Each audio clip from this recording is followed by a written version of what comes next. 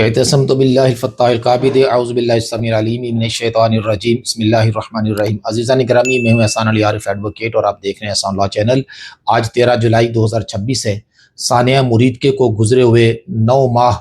مکمل ہو چکے ہیں اور 13 اکتوبر 2025 کی خوں آشام صبح سے لے کر کے آج تک کیا حکومت نے یا تحریک لبیک یا رسول اللہ ٹی ایل پی نے اپنی آئینی اور قانونی ذمہ داریاں پوری کی ہیں، اس عنوان پر ہم آج بات کرنا چاہیں گے۔ اور یہ اتنا اہم موضوع ہے کہ جسے اینڈ تک دیکھنا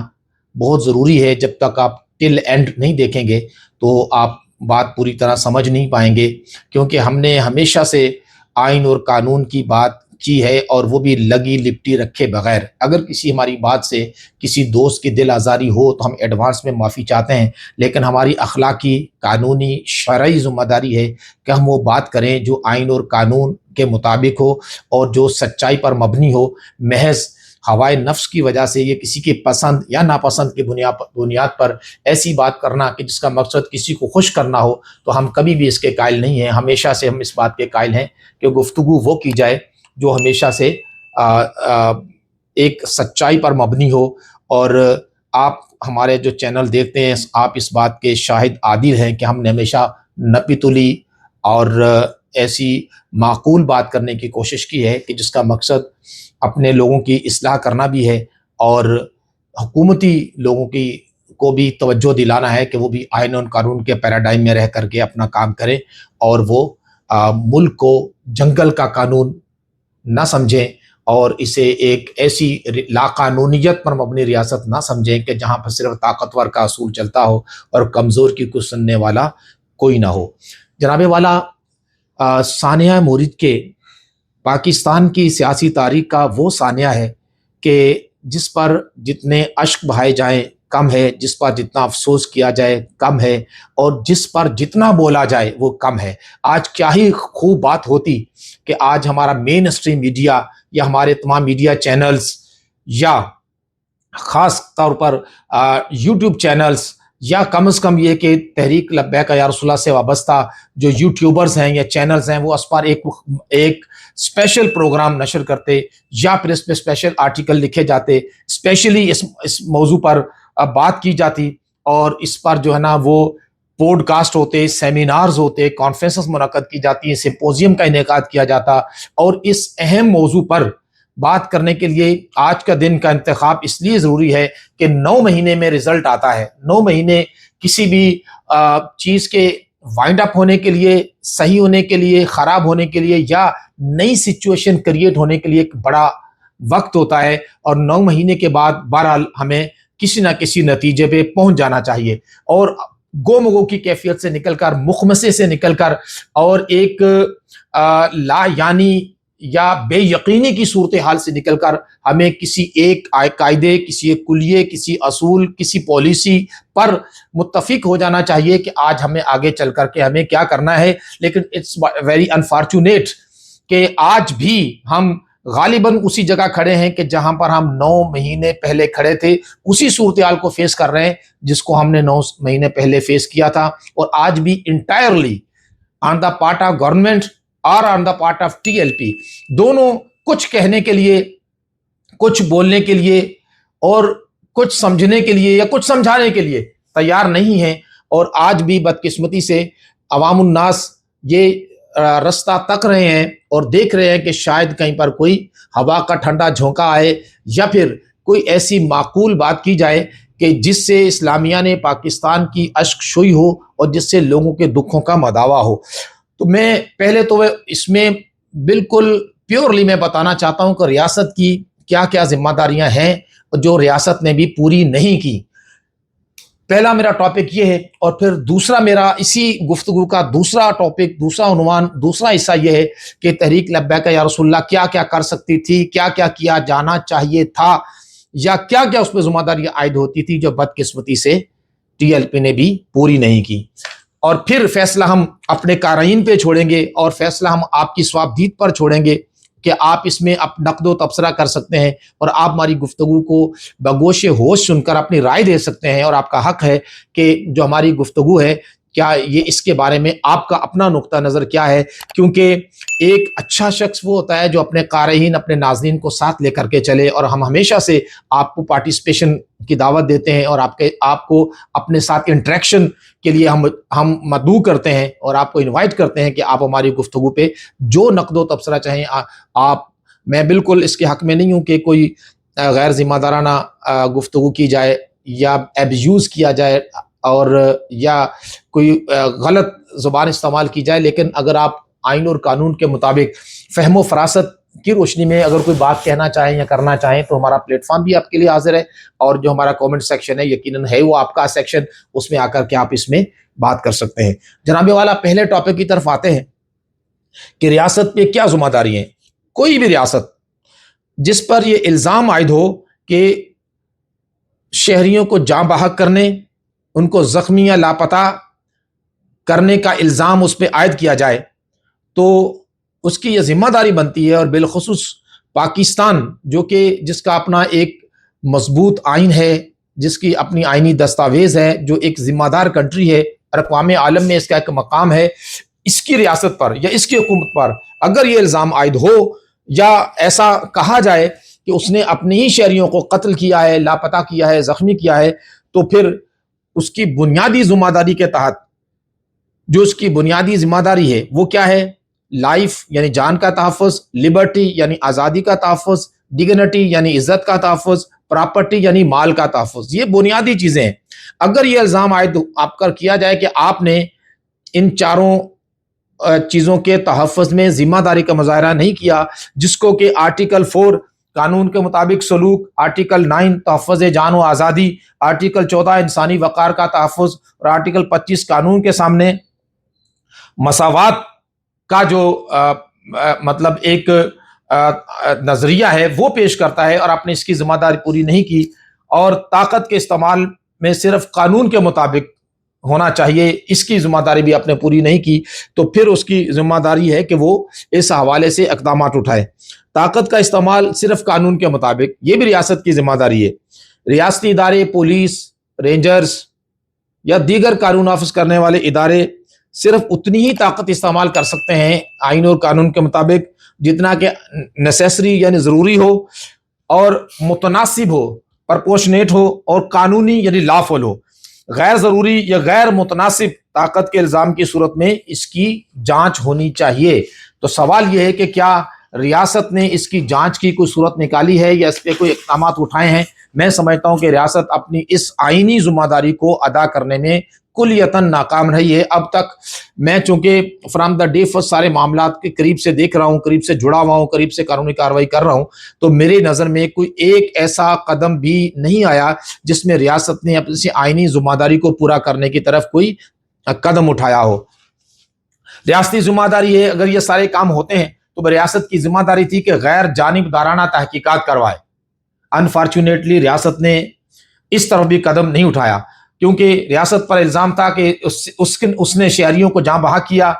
اور کچھ کو شدید زخمی کیا اور کچھ افراد لاپتہ کیے. تو حکومتی ذمہ داری بنتی ہے کہ وہ آزاد، مؤثر اور غیر جانبدارانہ تحقیقات کروائے. تحقیقات صرف رسمی نہیں ہونی چاہیے بلکہ ان کا مقصد حقائق کو معلوم کرنا اور ذمہ داریوں کا تعین کرنا ہو. انفارچونیٹلی ریاست نے یہ ذمہ داری بھی پوری نہیں کی. پھر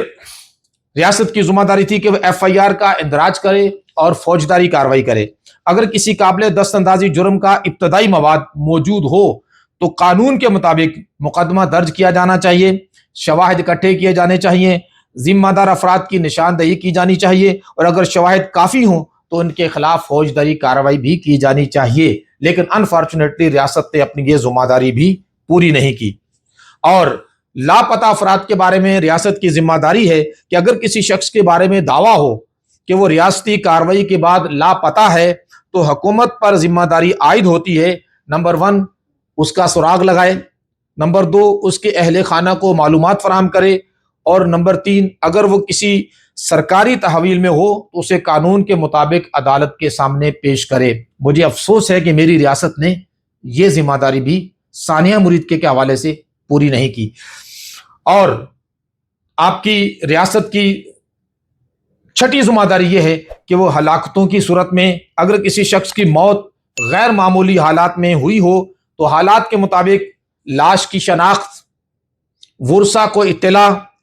پوسٹ مارٹم جہاں قانوناً ضروری یا مناسب ہو، اور وجہ موت کی تحقیقات اور اہم قانونی اقدامات اٹھائے۔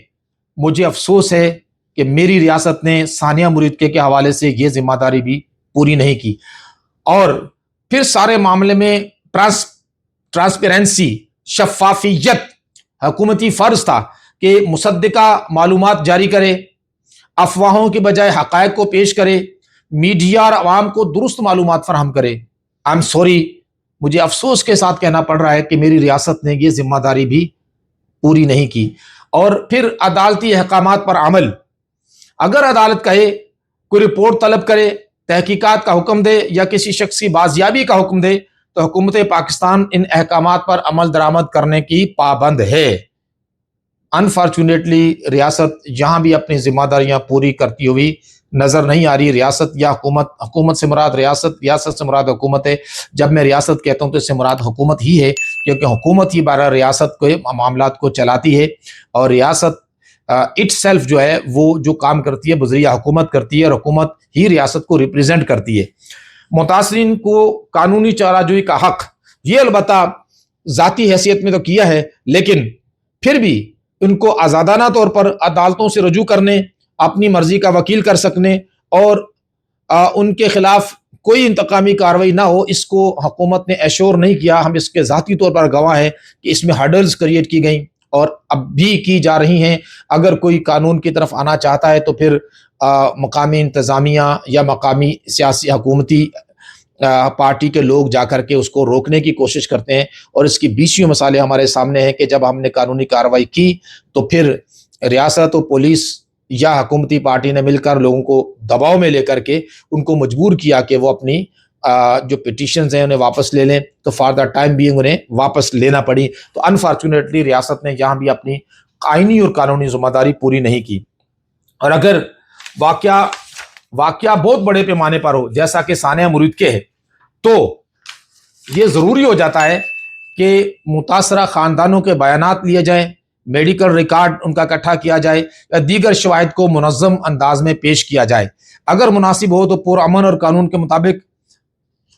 کارروائی کی جائے، مگر انفارچونیٹلی ایسا بھی نہیں کیا گیا۔ اگر کسی تو میں یہ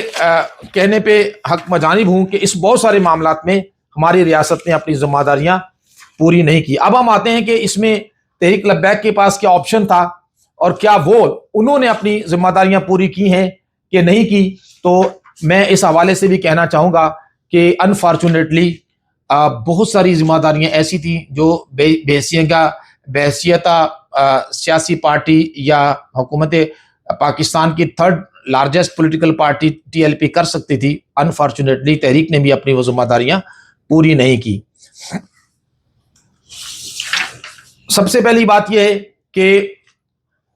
تحریک لبیک کو بحیثیت پارٹی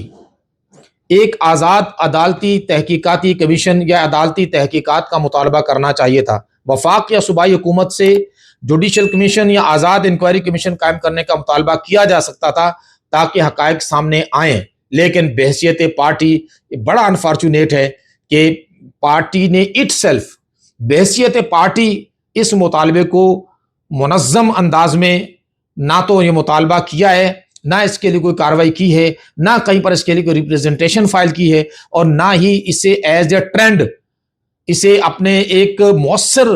ایک مطالبے کے طور پر سامنے لانے میں وہ کامیاب ہوئی ہے۔ آئینی درخواستیں دائر کرنا، ریٹ پٹیشنز دائر کرنا، اور مختلف موضوعات پر اگرچہ کچھ وقت کے بعد کی گئی ہیں کچھ درخواستیں، لیکن اجتماعی طور پر منظم انداز میں اور اس کے لیے ایک اسٹریٹجی بنا کر کے بہت زیادہ 199 کی آئینی درخواستیں ہائی کورٹس میں مختلف ہائی کورٹس میں کی جا سکتی تھی۔ انفارچونیٹلی یہ اس کے بارے میں بھی تحریک کوئی منظم حکمت عملی بنانے میں ناکام رہی ہے۔ فوجداری کارروائی، اگر کسی مخصوص سرکاری اہلکار یا دوسرے فرد کے خلاف قابل تعزیر جرم کا مواد موجود ہو تو متعلقہ پولیس یا مجاز فورم سے قانونی کارروائی کی درخواست کی جا سکتی تھی، اور انکار کی صورت میں ضابطہ فوجداری کے تحت دستیاب قانونی راستے اختیار کیے جا سکتے تھے۔ مگر انفارچونیٹلی مجھے کہنا پڑ رہا ہے کہ میری تحریک لبیک پاکستان اس حوالے سے بھی کوئی مؤثر قدم اٹھانے میں ناکام رہی ہے، اور اب تک کوئی ایسی حکمت عملی سامنے نہیں آئی کہ جس میں جو ملوثین ہیں، ملوث افراد ہیں، ان کے خلاف کوئی بھرپور قانونی کارروائی کیے جانے کا کوئی پلان سامنے آیا ہو۔ 9 مہینے گزر جانے کے بعد بھی سامنے نہیں آیا۔ اور انسانی حقوق کے اداروں سے رجوع کرنا، ٹی ایل پی کی ذمہ داری تھی کہ وہ قومی اور جہاں مناسب ہو بین الاقوامی انسانی حقوق کے اداروں کے وہ مستند مواد فراہم کرتی اور اس سے مطالبہ کرتی کہ مرید کے میسیکر کے خلاف ایک مؤثر آواز اٹھائی جائے اور اسے انسانی حقوق کی صریحاً خلاف ورزی قرار دے کر کے حکومت پر دباؤ بڑھایا جائے کہ وہ اپنے ان افسران یا ان اداروں یا ان افراد کے خلاف کارروائی کرے جو کہ سانحہ مرید کے ذمہ دار ہیں۔ بدقسمتی سے ٹی ایل پی نے یہ ذمہ داری بھی پوری نہیں کی، اور اس حوالے سے بھی میری نالج کے مطابق اگر میں کہیں پر میری معلومات میں کمی ہو تو یہ تحریک لبیکہ یا رسول اللہ ٹی ایل پی کے ذرائع بھی وہ معلومات فراہم کر سکتے ہیں، یا عام کارکن بھی یا عام بندہ بھی جس کے پاس یہ معلومات ہوں کہ یہ سب کیا گیا ہے اور میرے علم میں نہیں ہے اور یہ میں بات لا علمی کی بنیاد پہ کر رہا ہوں، تو وہ یہ معلومات مجھے فراہم کر سکتے ہیں، اور میں اخلاقی طور پر ذمہ دار ہوں گا، پابند ہوں گا کہ میں پھر اپنے چینل سے وہ ساری معلومات عوام کے ساتھ شیئر کروں۔ پارلیمانی اور سیاسی اقدامات، اسمبلیوں میں قراردادیں، سوالات، پارلیمانی کمیٹیوں کے ذریعے تحقیقات کا مطالبہ، پرامن سیاسی اور قانونی مہم چلائی جا سکتی تھی۔ اس کا یہ ہے کہ آپ ایک ڈیلیگیشن بناتے، مختلف پارلیمنٹیرین سے جا کر ملاقات کرتے اور مختلف سیاسی پارٹیوں کے سربراہان سے جا کے ملاقات کرتے اور اپنے اوپر ہونے والے جبر و ستم کے حوالے سے انہیں آگاہ کرتے اور ان سے ریکویسٹ کرتے کہ ہمارے لیے آواز بلند کریں۔ اس طرح مختلف کارنرز کے، مختلف سیاسی جماعتوں سے، مختلف سماجی پلیٹ فارم سے آپ کے حق میں آواز بلند ہوتی تو یقیناً حکومت پہ دباؤ بڑھتا اور وہ آپ کے ساتھ معاملات سیٹل کرنے میں وہ اسے ایک راہ ملتی، تو وہ سیٹل ڈاؤن معاملات جلدی کیے جا سکتے تھے۔ یہ 9 مہینے کا جو ایک خاموشی کے ساتھ گزرا وارثہ ہے، اس کو ہم مختصر کر کے اپنے معاملات کو جلدی سروائیول کی طرف، ریوائیول کی طرف یا جلدی حل کی طرف لا سکتے تھے، مگر انفارچونیٹلی ایسا بھی نہیں کیا گیا۔ شواہد کا تحفظ، ویڈیو، تصاویر، میڈیکل ریکارڈ، گواہوں کے بیانات، کال ڈیٹا اور دیگر دستاویزی شواہد کو محفوظ کرنا انتہائی اہم ہوتا ہے، کیونکہ بعد کی تمام قانونی کارروائیوں اسی پر منحصر ہوتی ہیں، اور اس حوالے سے میں امید کرتا ہوں کہ یہ سب کیا گیا ہوگا۔ اگر کیا گیا ہے تو پھر اس کی بنیاد پر کارروائی کیوں نہیں کی گئی، یہ بھی ایک اپنی جگہ سوال ہے۔ مختلف سیاسی جماعتوں سے ملاقات کر کے مشترکہ موقف یا کم از کم آزادانہ تحقیقات کی حمایت حاصل کی جا سکتی تھی۔ وکلا تنظیموں، بار ایسوسی ایشنز اور قانونی ماہرین کو دستیاب شواہد سے آگاہ کیا جا سکتا تھا۔ انسانی حقوق کی تنظیموں، سول سوسائٹی، صحافتی اداروں کو مستند معلومات فراہم کرنا کی جا سکتی تھی تاکہ وہ آزادانہ اس کا جائزہ لے سکیں۔ یہ میں نے تھوڑا سا آپ کو جو باتیں میں نے کی اس کو سم اپ کر رہا ہوں، یعنی اس کو میں اس کا کرکش بتا رہا ہوں۔ پارلیمنٹ کے ارکان یا متعلقہ پارلیمانی کمیٹیوں سے تحقیقات کا مطالبہ کیا جا سکتا تھا۔ پریس کانفرنسز، وائٹ پیپر یا تفصیلی فیکٹ فائنڈنگ شیٹ کے ذریعے اپنا موقف عوام کے سامنے پیش کیا جا سکتا تھا۔ انفارچونیٹلی میری معلومات کے مطابق ایسا بھی نہیں کیا گیا، اور سانحہ مرید کے پر کوئی تنظیم کی طرف سے مؤثر پریس کانفرنس بھی نہیں کی گئی، نہ کوئی وائٹ پیپر یا فیکٹ فائنڈنگ کمیٹی بنائی گئی ہے، نہ کوئی تفصیلی فیکٹ شیٹ بنا کر کے عوام سے شیئر کی گئی ہے۔ میں سمجھتا ہوں کہ تیسری بڑی سیاسی قوت اور اتنی بڑی مؤثر سیاسی جماعت کی یہ کوتاہیاں نہ یہ ہے کہ سمجھ میں نہ آنے والی ہیں، بلکہ یہ بہت زیادہ مایوس کن بھی ہیں۔ متاثرہ خاندانوں کے بیانات، میڈیکل ریکارڈ اور دیگر شواہد کو منظم انداز میں پیش کیا جا سکتا تھا۔ میری معلومات کے مطابق متاثرہ خاندانوں سے کوئی مؤثر ملاقاتیں بھی نہیں کی گئی، بلکہ انہیں تعزیتی خطوط بھی روانہ نہیں کیے گئے۔ جو لوگ جان کی بازی ہار گئے، جن کے پیارے لاپتہ ہو گئے، جن کے لوگ زخمی ہیں، تنظیم کی طرف سے انہیں مؤثر تعزیتی خطوط لکھ کر ان کی اشک شوئی کرنے، ان کی مالی امداد کرنے اور ان کے معاملات کو ہینڈل کرنے کے لیے بھی کوئی مؤثر کارروائی کم از کم میرے علم میں تو نہیں ہے۔ اگر مناسب ہوتا، اگر یہ مناسب سمجھا جاتا تو پرامن اور قانون کے مطابق عوامی اجتماعات اور سیمینار کیے جاتے۔ اس پہ اگرچہ یہ بہت پابندی ہے، لیکن نام بدل کر، جیسے مثال کے طور پر پابندی ٹی ایل پی پر ہے، تحریک لبیک یا رسول اللہ پر کوئی پابندی نہیں ہے، یا پھر مختلف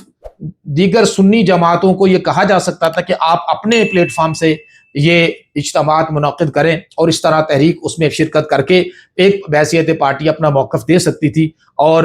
اس طرح یہ معاملات بھی حل کیے جا سکتے تھے. ایک اسٹریٹجی بنائی جا سکتی تھی, تھرڈ پارٹی آپشن کو یوز کیا جا سکتا تھا, لیکن انفارچونیٹلی میری معلومات کے مطابق اس پر بھی شاید کوئی بہت زیادہ مؤثر کام نہیں ہو سکتا. یہ البتہ ایک حقیقت ہے کہ ہر سیاسی جماعت مختلف وجوہات کی بنا پر مختلف حکمت عملی اختیار کر سکتی ہے. بعض اوقات قیادت قانونی, سیاسی, سیکیورٹی یا تنظیمی وجوہات کی بنا پر مختلف رد عمل دے سکتی ہے. بیرونی طور پر یہ فیصلہ کرنا درست ہے, فیصلہ کرنا کہ یہ حکمت عملی درست ہے یا غلط ہے, یہ کوئی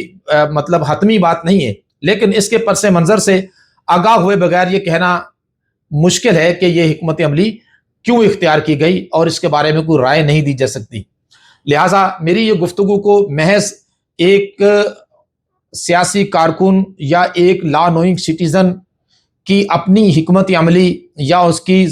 ذہنی اپروچ کو کہا جا سکتا ہے, ایک ویژن کے طور پر دیکھا جا سکتا ہے. اسے نہ تو کسی پر تنقید سمجھنا چاہیے, نہ حکومت کو, نہ ہی پارٹی کو, بلکہ بحیثیت لا نوئنگ سٹیزن جو میرے نظر میں جو اقدامات کیے جانے چاہیے تھے اور جس کا آئین اور قانون تقاضا کرتا ہے اور جس کا نیچرل جسٹس جس کا تقاضا کرتا ہے, انفارچونیٹلی وہ نہیں کیے گئے.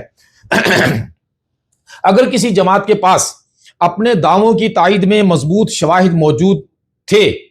تو قانونی کارروائی کے ساتھ ساتھ وسیع سیاسی, سماجی اور عوامی رابطہ مہم چلا کر اس کے موقف کو زیادہ مؤثر انداز میں پیش کیا جا سکتا تھا اور آزاد تحقیقات کے مطالبے کو تقویت دے کر کے اسے اپنے حالات میں سازگار ماحول کے طور پر اسے مددگار بنایا جا سکتا ہے. یہ میرا ایک عمومی تجزیہ ہے, نہ کہ اس بات کا فیصلہ کہ کسی جماعت کی پالیسی غلط ہے یا صحیح. فیصلے اکثر سیاسی حالات,